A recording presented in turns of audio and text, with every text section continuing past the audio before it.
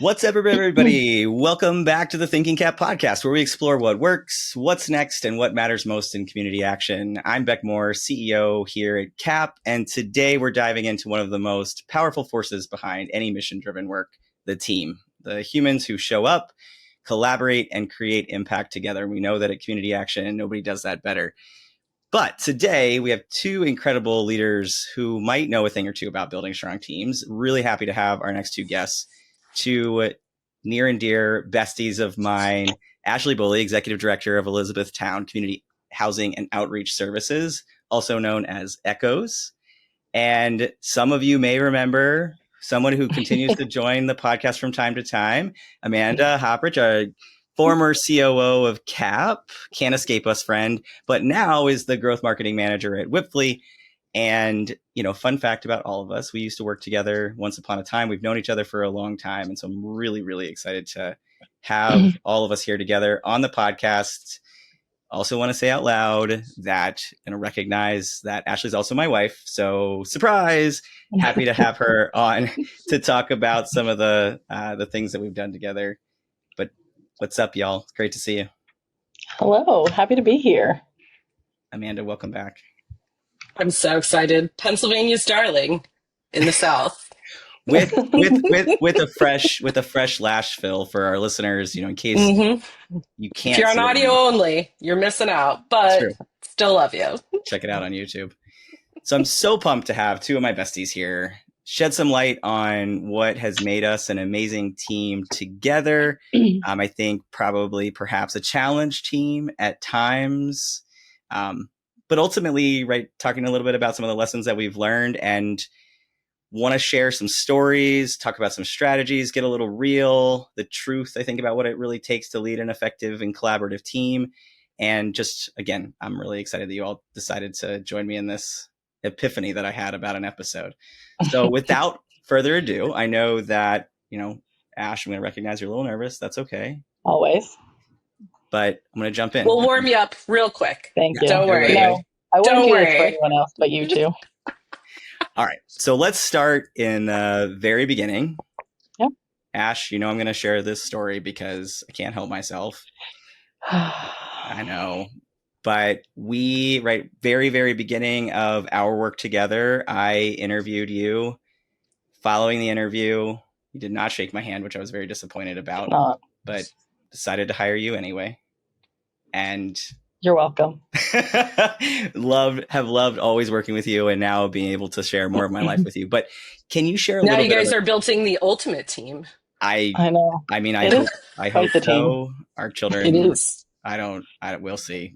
Those are the receipts. 20 years we can bring our children back and they can tell you about how successful we are as leaders. Exactly. And either they'll take over the world or cure cancer or I don't know what. We'll see what You're happens. all in for it. Yeah.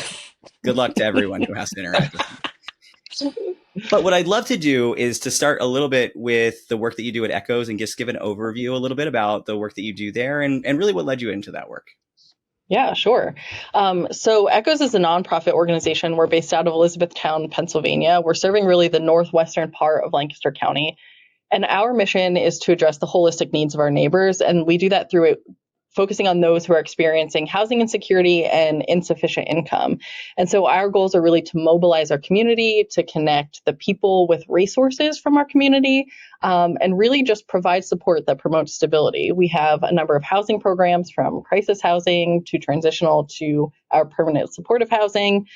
We run an emergency shelter that opens in December, runs through early April, have an enrichment center that's going year round. And so we try to be a community resource out in the more rural part of Lancaster County. And so, I love the work that we're doing. I've been here for just over a year. I don't come by social work, honestly. And so, there's a lot of imposter syndrome that comes with this work, but I am so glad that I did this. And so I think one of the missing pieces for me in my previous work was I was feeling so disconnected from the mission. I didn't get to see the success of how our work was impacting lives.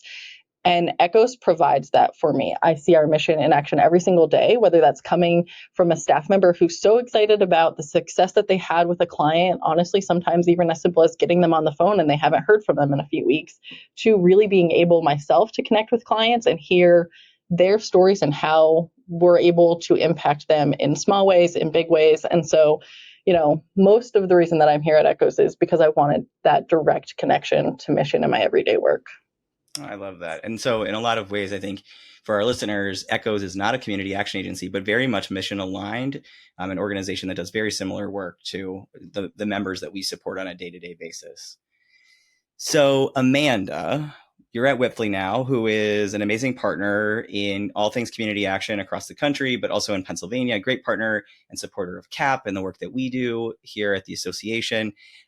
Talk to us a little bit about your new role, what you're doing there, and how you got there. Yes. So And hold on a second. For our listeners, I'm just going to give another fun fact before you start. Sorry to interrupt. But also a fun fact about Amanda's and my journey together. I interviewed Amanda for a job and she turned me down. And I was like, well, that sucks. And then she came back to the dark side and then came to work with me. Not once, not twice, but 3 times. Thank you very much. I'm a 3-time repeat offender. That is true. That is all true. And it's funny you say the dark side, because when I took my new position at WIPFLI, I believe it was one of our CAAP board members that said I was going to the dark side of for-profit, which I think that's been the biggest transition to me, is going back to for-profit. I've been in and out of for-profit and nonprofit my entire career, and it's, as we just said, I'm a 3-time repeat offender. So this is quite some time since I've been in the for-profit world. And I have always described myself as a little bit of like jack of all trades, master of none. I, opposite of Ashley, have a hard time finding. I love mission-driven work, and I need to be in mission-driven work. And I know that sometimes direct mission impact is too emotional for me to handle. And so I like to think about, where is the place that a former leader of mine showed me how I can be impactful through marketing, storytelling, and getting the message out. And I'm so excited in my new role, because I have loved helping organizations be able to do that and be connected to the mission that way. And now at WIPFLI, I get to do that for so many more organizations. That we have an internal mantra that is create positive lasting impact in the nonprofit government education practice of WIPFLI. And it's been exciting to be part of for-profit solutions with for-profit resources, a much larger team that I work with. That's been a challenge to balance from what the opportunities and resources and how scrappy we were. So we were able to move quickly because we did all the work, right? Working with now a larger team, this conversation comes at, a really great aha moment time for me in a lot of ways. So I was very excited to jump in. But so, yeah, it's been exciting, and a little bit of a roller coaster, because what brought me to WIPFLI is my family moved. So we no longer reside in Pennsylvania, and we are currently in North Carolina, and love Southern living. Really, I've always said I was built for a warmer climate, and it could not be more true. It matches, I think, the person. Having grown up in the South, I think there's definitely an alignment there for sure. Monograms and lashes all over. These are my people. When you start getting your hair bigger and bigger, then I know you've really transitioned to Southern living. So you're not there yet. So yeah, Pennsylvania still mourns its loss every day. Just to say that out loud. So also another fun fact for our listeners, I will also call out the fact that, and I've said this on prior leadership episodes that we've done, and talking about, right, like my own journey of discovering myself and figuring out what I'm good at, what I'm not so good at, is that, we worked together at a time that I was not the best version of myself, and, might have been, not a well-liked leader. And so we worked together during that time, and you all have been alongside of me in my journey. So I just also want to make sure to say thank you for putting up with me. And I think being willing to forgive from some of those, moments of not so great leadership, and continuing to work together, and growing in all kinds of ways. So just want to say thank you for that.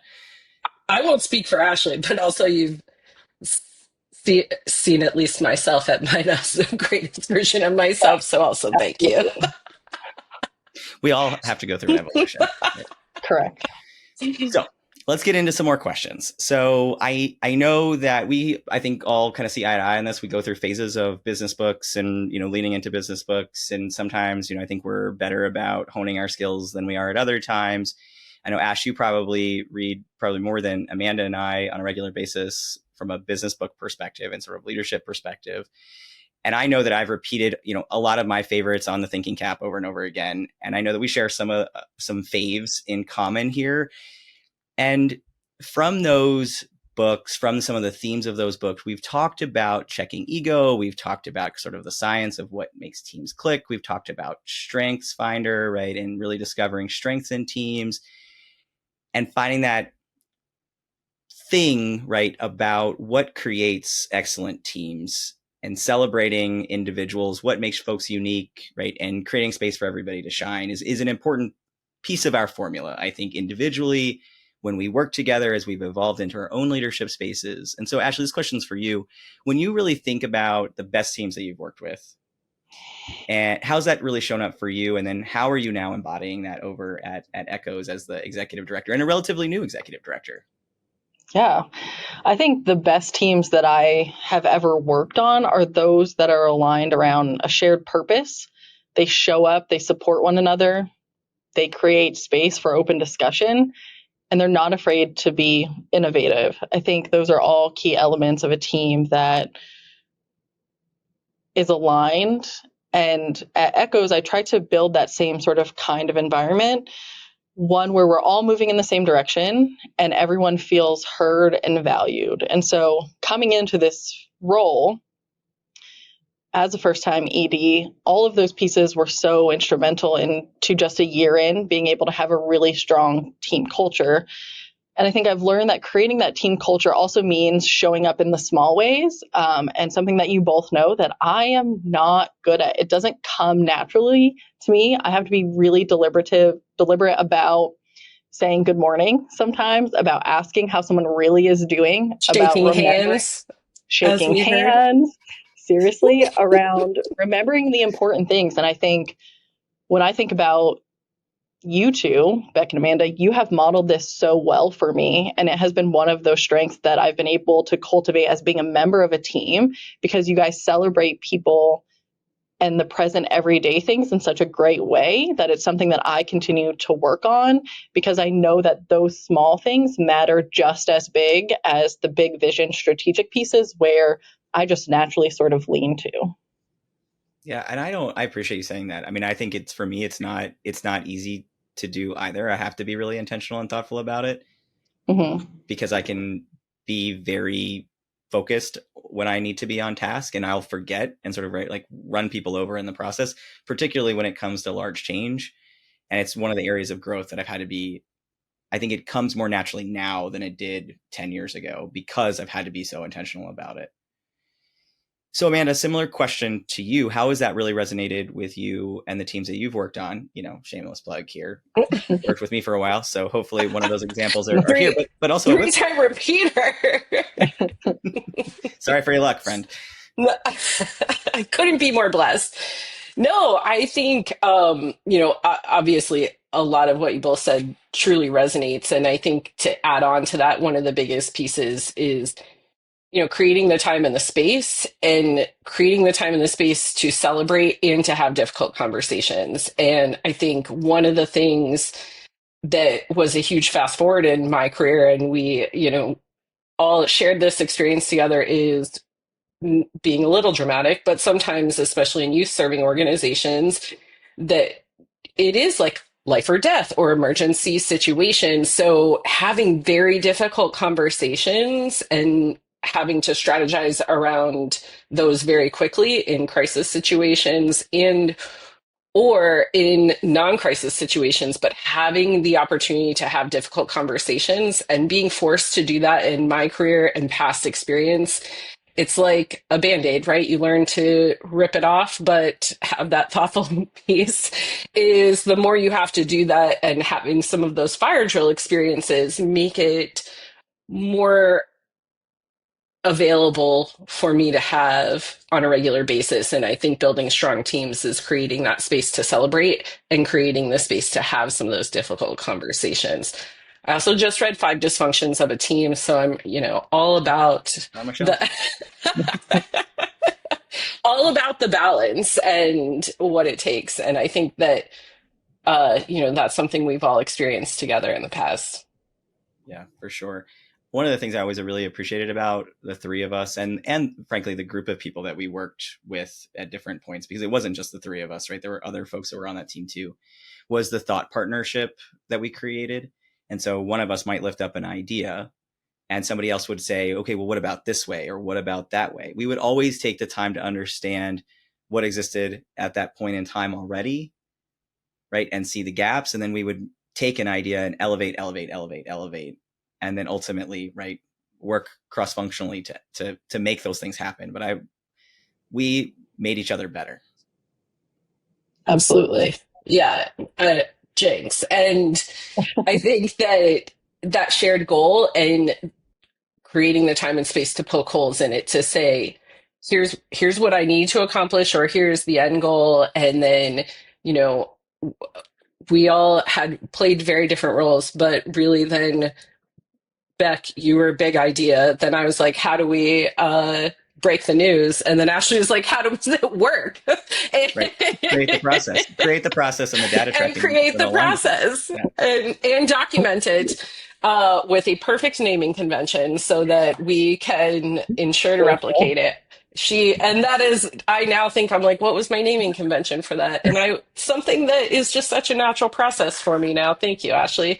And I think that opportunity to poke holes is how we were able to consistently elevate it. Yeah. Yes. Well, and it's interesting. And I know that I'm going off script a little bit, Ash, so I'm apologizing for that because I know that makes you uncomfortable. We're only like 25 minutes in. You promised her you weren't going to go off script. I know. Sorry. You can talk about it later when you come home from work. I think the other thing here that is interesting to me is that I can see in small ways and in big ways how we've influenced each other. So like, right, both, you and I think very similarly, Ash, about certain things, and Amanda, you and I think similarly about certain things. But then there's also, right, like clash of other ways that we think. And I think ultimately, we've rubbed off and so on one another about the way that we look at issues and challenges. So like I just said the other day to Ashley, she started to talk about something and she's like, and let me give you an example. And something that I know used to annoy the heck out of her was me saying like, she would come with a challenge and I'd be like, let me give you an example. Or even just the way that I evaluate process. I know that that's influenced, Ash has influenced the way that I think about process mapping, gap analysis, trying to figure out a problem. And Amanda, right, like the number of times that I say customer journey, could probably user experience. Right. We could probably have a bingo card for just the ways that we've influenced each other and the way that we think about things. And I also think that that's really an interesting thing because typically, from a strengths-based leadership perspective, we don't focus on weaknesses, right? We grow strengths. But what's great is when you work with a really strong team, naturally, my weaknesses have improved because you all have rubbed off on me. And that's a beautiful thing to be able to point to. Yeah, I think about this a lot. And, we just had this conversation about how there were things that when we all worked together at our previous organization, I just didn't step up to do, right? Like if we were at an event, Beck was taking the lead and being the speaker and rousing the crowd. And then when you left, I stepped into that role. And there were things that Amanda did. And then when Amanda left, I stepped into that role. And there are times now I don't have a traditional marketing team. And I think to myself in moments like I'll be talking to our part-time staff member, saying something about marketing, saying something about telling our story. I'm like, where did this come from? And it came from Amanda, right? It came from Amanda telling me and talking to the team and helping me do a skill development that I didn't even know I was doing in the moment until I actually had it in practice. And sometimes I'm like, I didn't even know that lived in my brain. Yeah. No, I love that. Look at you finding an example right now. I think that is give them a template. Right, like so when we create. So again, I want to reiterate for our listeners that when you really look at strengths-based leadership, this is part of the beauty that is created. And again, you're naturally growing your team and in ways that you don't even recognize. So being really thoughtful about how you put your team together and ensuring that there is an ability to really, my sort of laughingly say this, but like we create a whole brain. Right? We create a whole person. And I think it again goes back to the poking holes and being able to say, okay, why? And the only reason I even became Salesforce Marketing Cloud certified is because Ashley would always take the time to show me the why, or, like to understand. And I'd be like, okay, but the customer journey is they're going to get a duplicate email. And we know that that will confuse them, or being able to find, from a volunteer saying, I made this registration, but I got 2 emails and I don't know which one, or, those simple things that you can hit the easy button by having a whole brain. And together we had a whole brain. That's true. I miss it. But yes, but taking that time to understand one another's why, and then recognizing those strengths and leaning in on one another's strengths to be able to have that. And now it lives in our brain. It's amazing. So let's break up our questions a little bit here.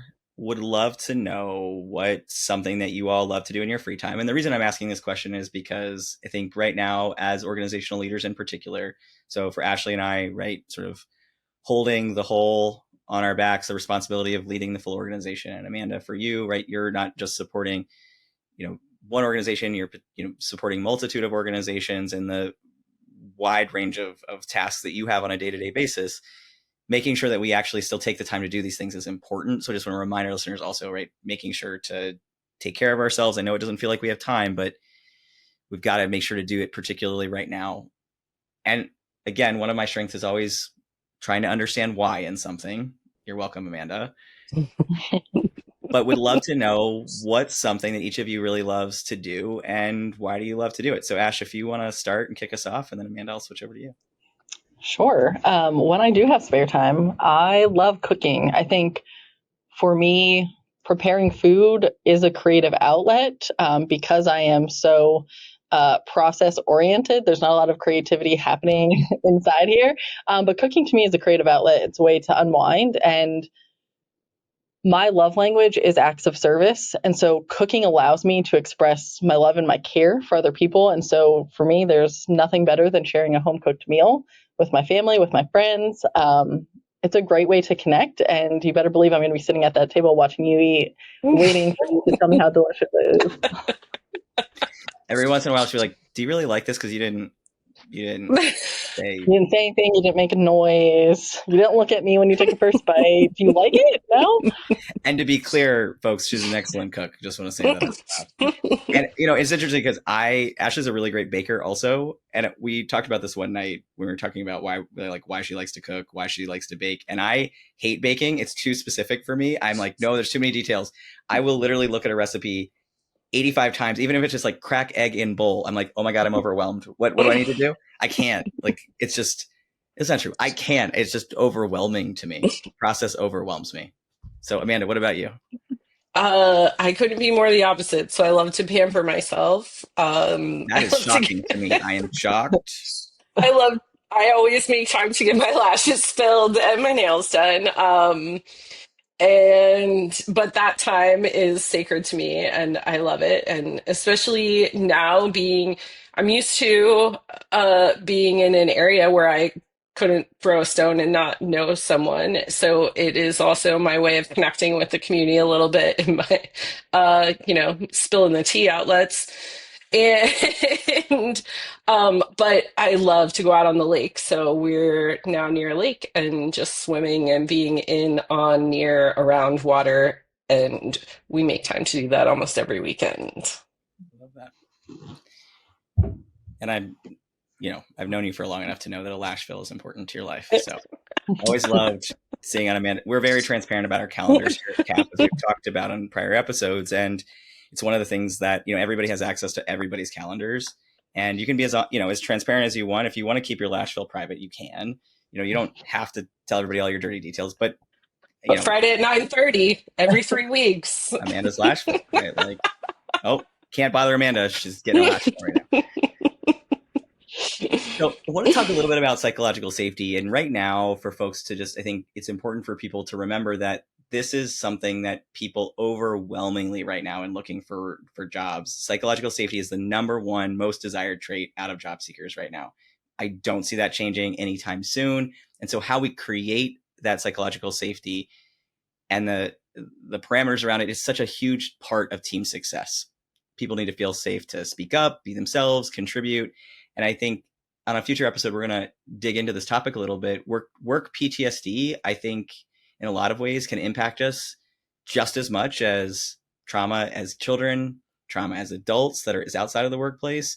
And we do a really good job often of, well, not everybody, but right, advocate for unpacking those types of traumas. But workplace trauma is something I don't think as people, we've not explored enough about, and how that shows up and how I interact with my coworkers, with the supervisor. And so when we all worked together in former organizations, for you all, what some of the key pieces that help that create that sense of belonging? So either one of you wants to start. I'm happy to. Upfront contracts. And I know we've talked about that on prior episodes, but it came out of a shared sales methodology training that we all had. Shout out to Sandler training, but something in that shared experience that we could come to any meeting and give an upfront contract of, I'm at low capacity because and didn't get to XYZ, or just I'm in low energy because my child was up all night. So like being able to set the stage on the days and not have to fake it when you are not at your best.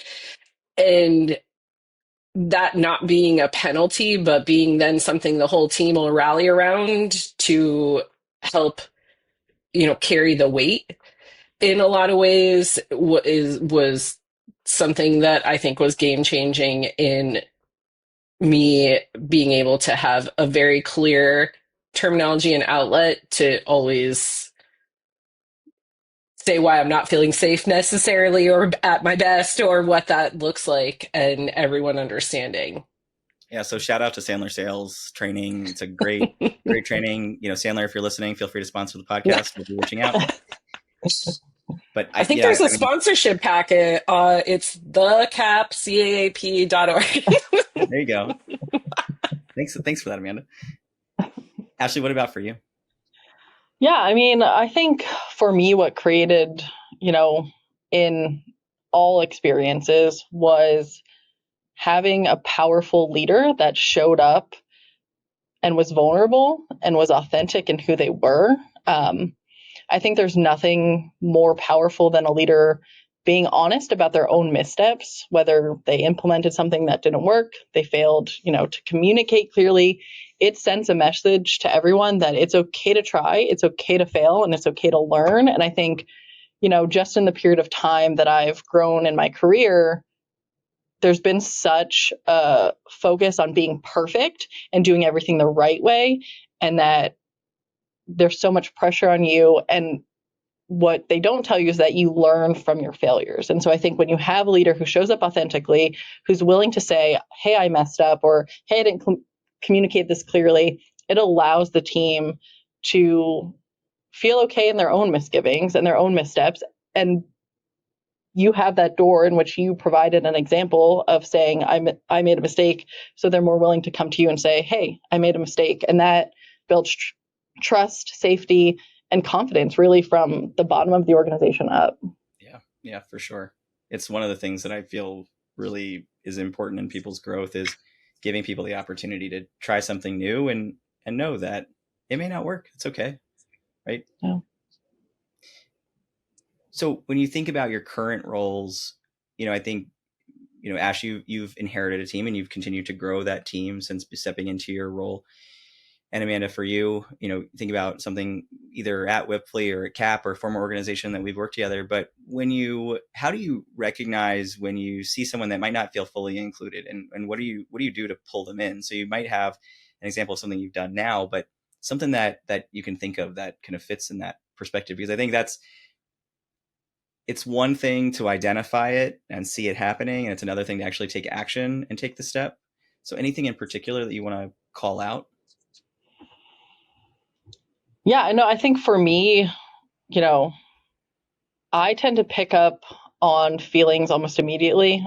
I'd say it's either my superpower or my kryptonite, but like I get a strong sense for the emotional dynamics in any given room. And so when I'm in with my team or I'm, out at an event, I can immediately feel, and for whatever reason, I gravitate to individuals that, clearly feel engaged or feel uncomfortable. And, every response or interaction that I have really depends on the situation. And so I think sometimes it's as simple as asking in a meeting for feedback to say, hey, I'm giving you this space. I'm giving you the opportunity to give your perspective or your opinion on what is happening so that they feel like they have a voice. And in other situations, right, less, I would say, formal situations like events, providing someone with a task gives them a purpose and a way to feel connected. And so sometimes it's as simple as saying, hey, can you be the greeter? Or can you do this? That it naturally is going to engage them and bring them to the forefront of the work that you're doing because they didn't feel like they had a purpose or they weren't connected. And so now you've naturally created that for them in a way that then is going to continue to drive them feeling like they belong. Yeah, like that very much. Thank you for that example. Amanda, anything you want to add about experiences that you've been a part of? I mean, icebreakers. No, I'm just teasing, but I feel like Let's all get together and do the human knot. Don't do that to your team, listeners. It's a bad idea.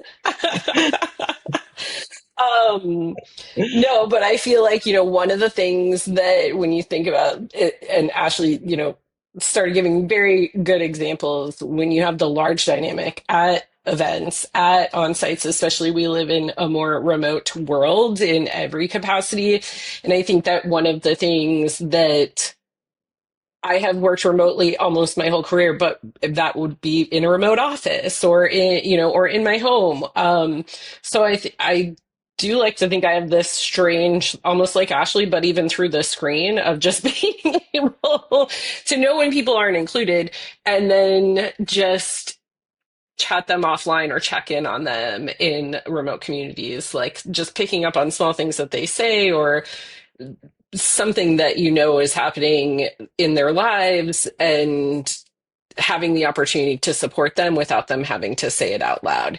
So just even sometimes just canceling a meeting like, hey, you need the time back and making sure to use that as a touch point and creating additional touch points that you can wrap them and find out the support that they may need, whether that's in a process or identifying a process or something at home or, could be a breath of anything. Yeah. So Amanda, here's a really hard-hitting question for you. Are you ready? It's not the Ready. huggy heart of the matter, to be clear, but close to. I can't wait. If your team had a theme song currently, so your current team, right? What would the song be? Anything in particular? So, What's the vibe? So we are, I mean, I know that this will be airing down the road, but we are hot off Stronger to Serve here at WIPFLI. And we actually just did all of our walk-up music and all of our team themes for our big conference. And I would say in this moment, we were the greatest show on earth. I love it. No, it's very exciting, and it's it's a little different that I'm not in leadership now to be able to be a part of some of those functions that I haven't been in a long time, and it was fun to pick out our theme song. So I'm going to have to shout out George Prasikian. I'll make sure to send him this episode that we are the greatest show on earth. And when you think about the CAAP team, what would you say is a song that sort of resonates for the CAAP team when you were still here? What would the song be? I'm bad at this. Like, I'm curious what your thoughts are. Well, I have to keep a clean version. Well, as long as it doesn't have a bad word in the title. A clean version. I mean, I feel like our time at CAAP, I may have to circle back around to that, but I feel like our time at CAAP, and I was just reflecting on this with Erica Carpin, shout out Director of Operations at CAAP, that it felt like a startup when we had zero infrastructure. And so, I would have to I have to think on that. It may have to put it in the show notes, but it was just something very fast paced. I'll come up with something good. Yeah. It's interesting. We were just talking about this as a leadership team today about sort of like refining some things. And I said to the team, I was like, it feels like it's slow right now. It's not slow, to be clear, but it's because we're not going through any huge changes. And so that is it's just very different than the pace that we've had in prior We years. implemented like a system a year for 3 years. I would say multiple systems a year. That's true. That's true.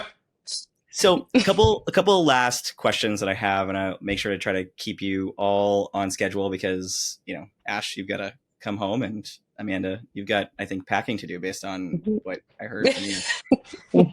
So let's talk about the hard stuff, right? When a team member approaches you, disengages, when tensions bubble up. I know, Ashley, you and I have talked about rebuilding trust on teams. Amanda, you and I have had this conversation. I think for you, Ash, I know that we've talked a lot about your style in dealing with conflict has evolved quite a bit.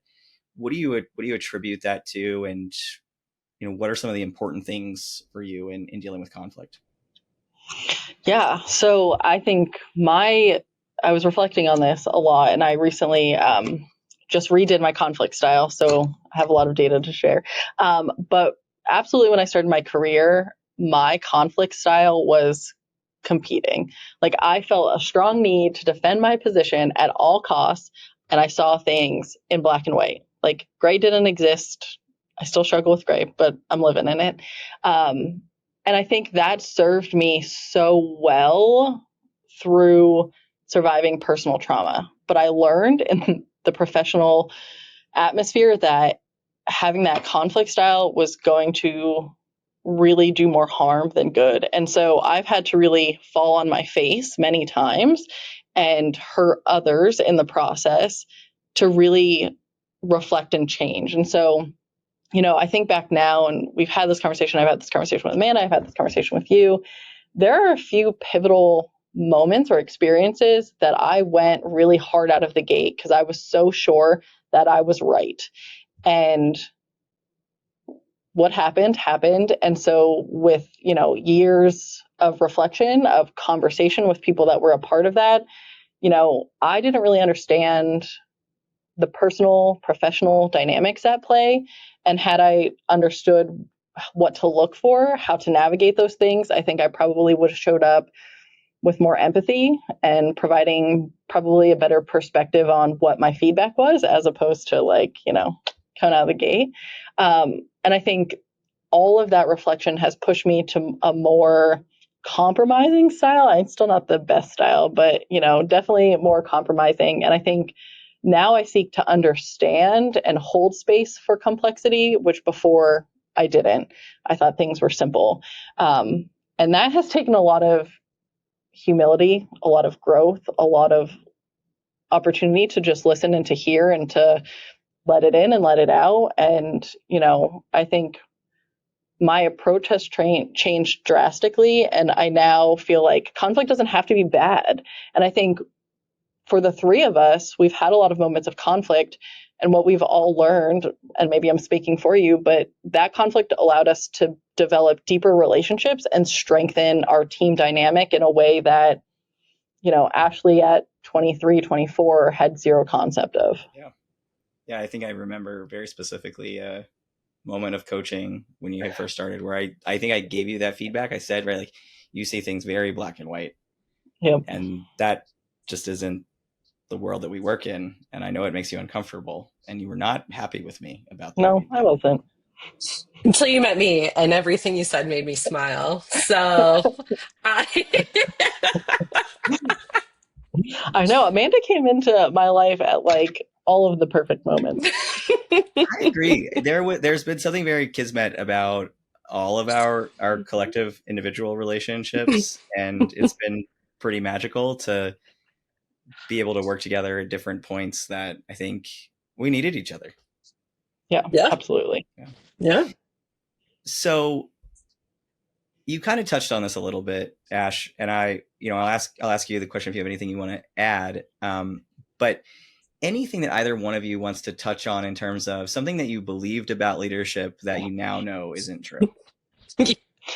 I have a good. I Go, will Well, I'm say. ready. I'm so excited. She's pumped about answering No, this and question. I'm talking about like from like way back, like college entry and Before Beck but came into even your life. before that came into my life, like college entry is, I always just, you think leadership is not working because it would take so long for delayed responses. It'd be like, it took 6 days to get, or 67 days to get this email. There's been two versions in all of our lives, right? But that you realize it is capacity, and that you think making your way up gives you more time and space, and you know coming out of like starry-eyed college kid, like more cushiness in your job, and that is not the truth. And that is why I will always say I make the best number two. Could never never take that leap in leading the organization entirely, because it is more. You're taking on so much more stress. You're taking on so much more. And I think that aspirational, gap of what you think and what you realize as you move into leadership roles is like the biggest thing. Yeah, no, I think Yeah, that's, no, people used to say absolutely. all the time, it's lonely at the top. And you'd be like, yeah, okay. It's 1,000 Right. times. But now, it's, my perspective is, and has been different for a long time about that, because it is lonely. There's certain things that you try to protect the team from. Transparency, yes, it matters. Vulnerability matters. Being honest, but it's also where, like, I am the responsible one that carries the baggage of all of the decision making, right, at the end of the day. And if you make a mistake, that's my mistake, and I'm going to own that mistake on behalf of the team. And I want to protect my team about all of the things. You don't need to know about all the dirty details, right? Yes, some of them, but not all of it. And that comes with a burden of responsibility and exhaustion that you can't quite explain to people that haven't sat in an executive leadership position. Yeah. I think it has made me much more empathetic to reach up to the top, to be able to say it is lonely at the top. And for, I hope, maybe it'll be confirmed, being able to manage up in a way of like, here are I had a list of 20 things, but three things just happened that this is the thing you need to know right now. Because having that understanding of capacity and time, and that big 180 of what you think and what you know, as we get older. I mean, I know I look frozen in time, but it's something that I hope has resonated, and I think that comes from a lot of the opportunities that you have given me in my career, Beck. So, Well, you've earned every one of them. Ash, anything from you that you want to point out? Yeah, I mean, I think for me, I had this idyllic version of what it meant to be a leader. I thought, like, when you're a leader, you're set apart, you're like not in the day to day, you're more evolved, you're more polished, you're more in control. You know, you have the CEO spot. And, I look in the mirror now and I'm like, that's not true. None of that is true, right? And so I think I've had leaders who have tried to project that. And so that has made it feel like it's something to obtain. And now that I'm like living in this world, I think it's not about being separate from your team. It's about being deep in connection with your team, and you learn as you go, right? We talked a lot about being able to say that I did something wrong, being honest, making mistakes. Even as leaders, we're all still growing, learning. I am far from perfect. I learn something every single day. And so I think the biggest piece that changed about my idea of what a leader was is that it's not about being above, but it's about walking alongside of your team and making sure that you're all right, moving towards the same goals. And that there are times that as the leader, you both know this, right? You have to maintain knowledge that you can't share. You can't be as transparent as you want. But as long as it's purposeful, you still get to be the kind, caring leader that walks alongside of people. Yeah.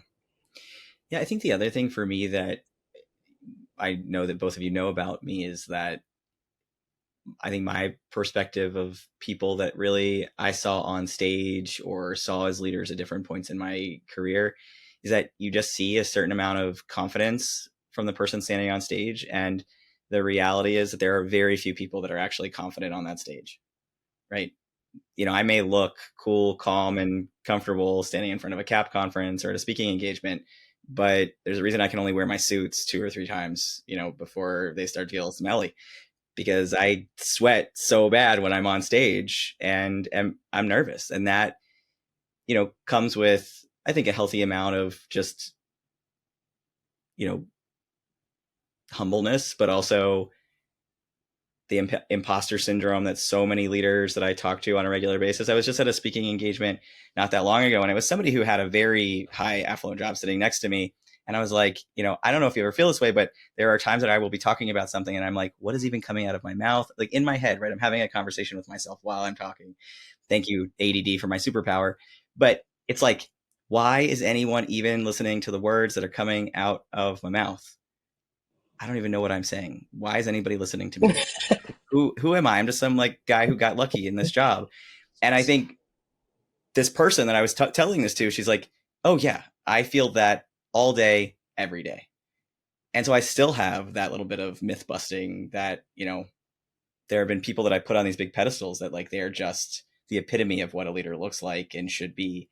And then you find out, right? Like, oh no, they're just as nervous as I am. And so I think part of what, and I just had a conversation with a friend of mine about this, I think as professionals, we need to recognize that even our CEOs, right, even the people that we look up to the most, they're just humans, right? They're going to make mistakes, and we put them up on these pedestals. There's a lot further for them to fall when they make a mistake. And they're just humans too, right? That are nervous and scared and trying to keep it all together for the team. So just humanizing leadership, I think, is part of what has been a difficult journey. Yeah. And it's easier when you have somebody who's a human in front of you, on a day-to-day basis. But So I asked ChatGPT what our theme song would be. Oh yeah, okay, I'm ready. There's a couple options. Dog Days Are Over by Florence and the Machine. All right. Yeah, okay. Good as Heck by Lizzo. And Power by Kanye West. I don't know if I agree with that one. That's not one of my faves. The other two would make my playlist. Ash is not a fan of pop culture, so I'm not asking her that question because she would stumble on it. What is music? I don't know. She listens to Hootie and the Blowfish Pandora Radio. Yes, that is everything. I love that you know that. Give me about a good, her. cloudy, rainy day. Pop in my car, put on my Hootie and the Blowfish Pandora, and I'm happy as a clam. I love that you know that about her, Amanda. All right, so a couple last minute questions here. Rapid fire. We're almost done, I promise. And then you can stop sweating, take a deep breath. So each question for each of you. What's the one word your team would use to describe your leadership style? Or prior teams? Well, I asked my team today because, again, I'm not good at these things. And transformational is what rose to the top. So I'll take it. I love that.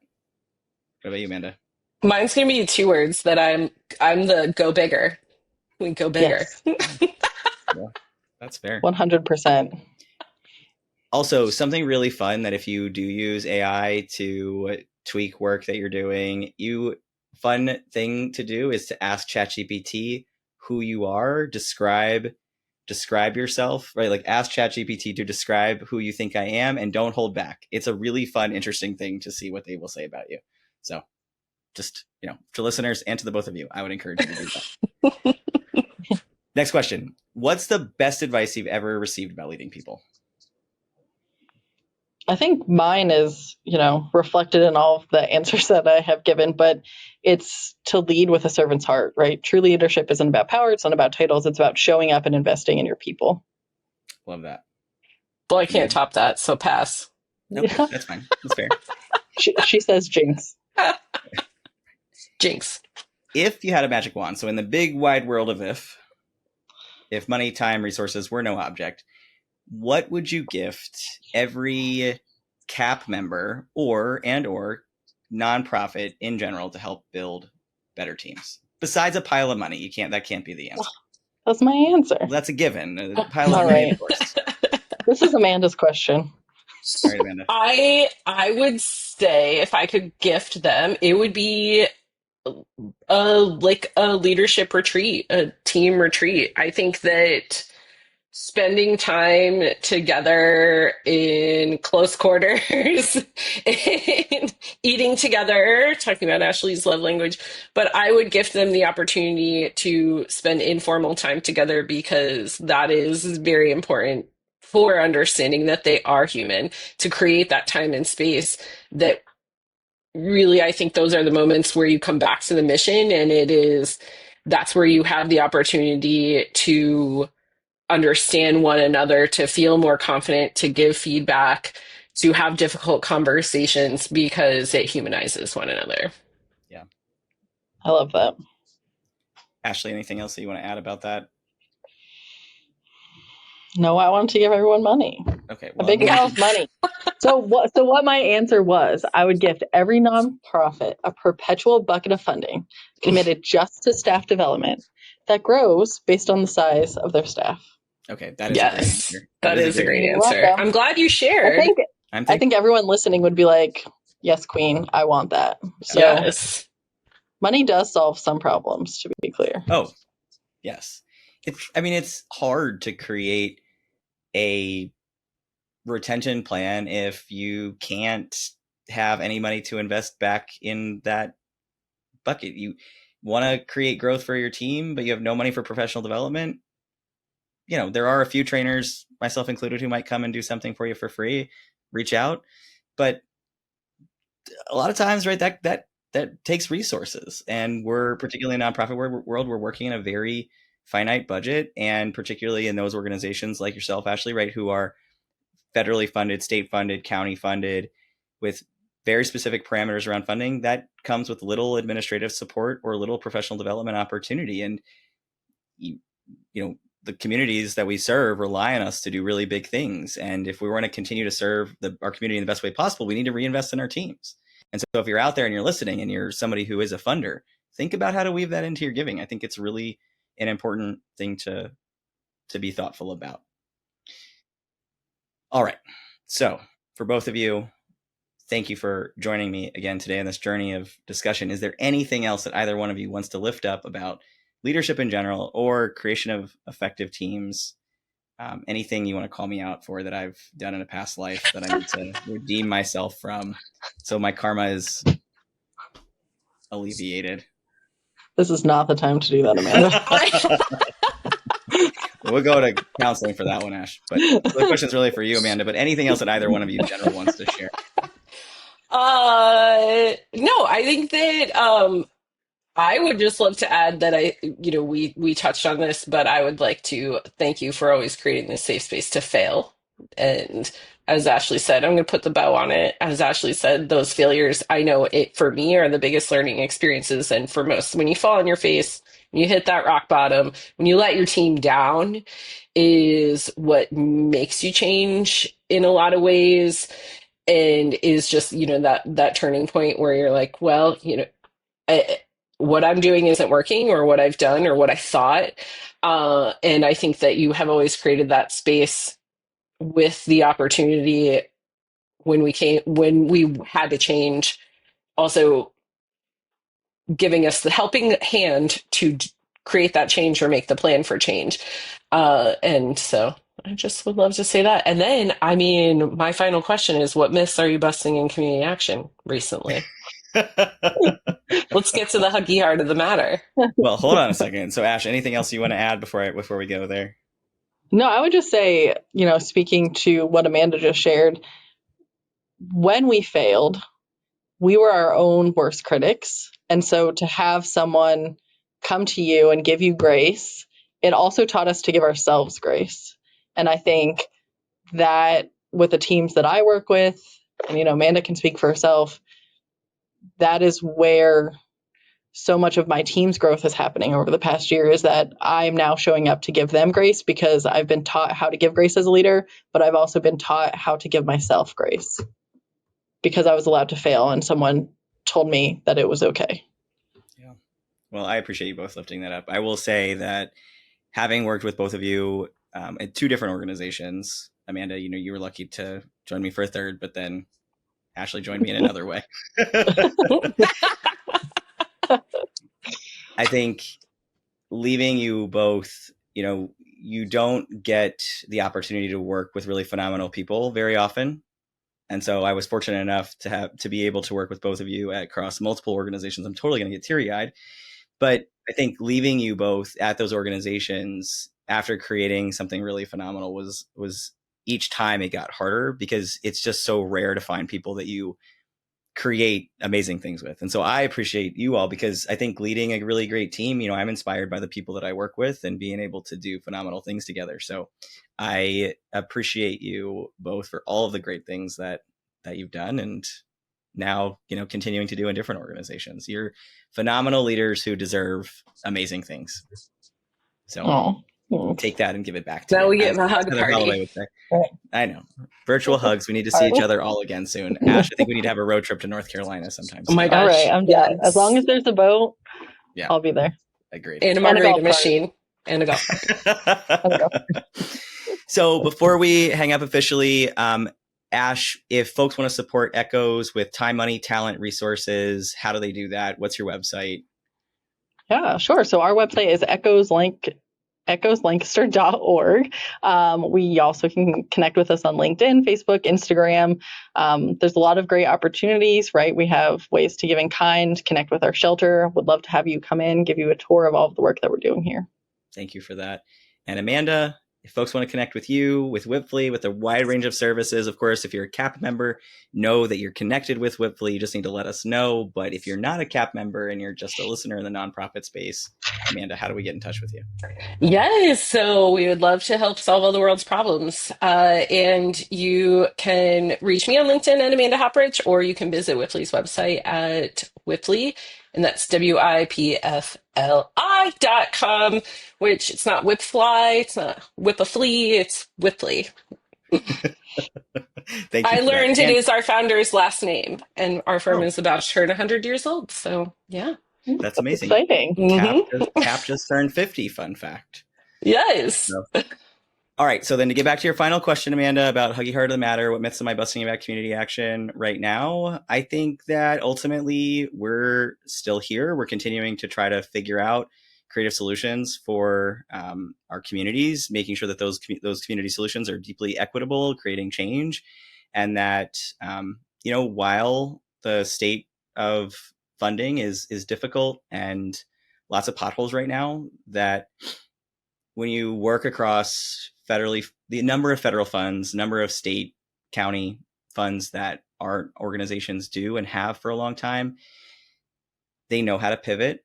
Doesn't mean that it comes without hardship, right? And I think we're trying to figure out what that looks like, and still doing really remarkable work. And I think the other thing is that it's about, right, community action solely can't create change by itself. I mean, it's about the partnerships and the relationships that we grow. And so making sure to continue to create those connections is really super critical right now, because not every nonprofit has the ability to pivot like a community action agency does. And so just, trying to continue to grow those relationships all day, every day. So thank you for the question always. All right, everybody. Thank you so much for listening and subscribing. If you have a topic that you want us to cover, please remember to email us at info@thecaap.org. Remember, if you're building teams that care, collaborate, and connect, you're not alone. We're here to support you along the way. Anything you need, reach out to CAAP, and we'll see you the next time on the Thinking CAAP. Thank you to Ashley and Amanda for joining. Thank you. Thank you for being a part of this episode of the Thinking CAAP. Check the show notes for resources and links to other episodes. And don't forget to subscribe and follow to be notified when new episodes are released. If you have any community action questions you'd like Beck or one of our local experts to answer in a future episode, please email your questions about community action to info@thecaap.org. Subject line, Thinking CAAP.